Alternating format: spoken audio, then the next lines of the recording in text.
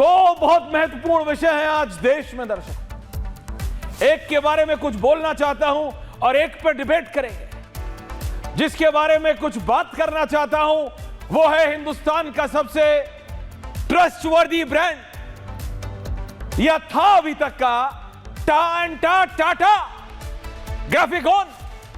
ये क्या हो गया? ये दरार कैसे आ गई? जब तक स्वर्गीय रतन टाटा थे आप और हम सिर्फ एक ही नाम जानते थे, टाटा यानी रतन टाटा। रतन टाटा चला रहे हैं टाटा को।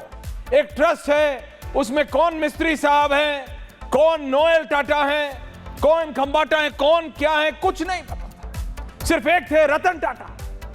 लेकिन सरकार मजबूर हो गई है। सरकार को आना पड़ा है टाटा को बचाने के लिए। कौन किसको उल्टाना चाह रहा है, कौन किसको धोबी पछाड़ देना चाह रहा है, मैं बता रहा हूं। पिछले 24 घंटे में सबसे ज्यादा सर्च टॉपिक इस देश की जनता ने अगर पता करने की कोशिश की है तो वो है क्या हो गया टाटा में। What has happened in Tata. कौन किसको पटखनी दे रहा है, कौन ऊपर है, कौन गृह मंत्री अमित शाह से जाके गुहार लगा रहा है। सरकार की मजबूरी है, सरकार को टाटा को बचा के रखना। लेकिन कौन इस मजबूरी का फायदा उठाना चाहता है, कौन किसको पटखनी देना चाहता है, कौन किसको बाहर देना चाहता है।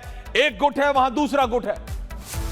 हजारों करोड़ के आरोप प्रत्यारोप लग रहा है। डिटेल जब सामने आएंगी तब आएंगी। नोएल टाटा, मिस्त्री साहब, खंबाटा साहब, कौन क्या है, सब बड़े बड़े लोगों से मिल रहे हैं। वित्त मंत्री देश की बैठक कर रही है लोगों के साथ। देश के गृह मंत्री से जाके गुहार लगाई जा रही है क्योंकि सरकार की मजबूरी हो गई है। सरकार has been forced, in other words, कि ये टाटा हमेशा टाटा रहे।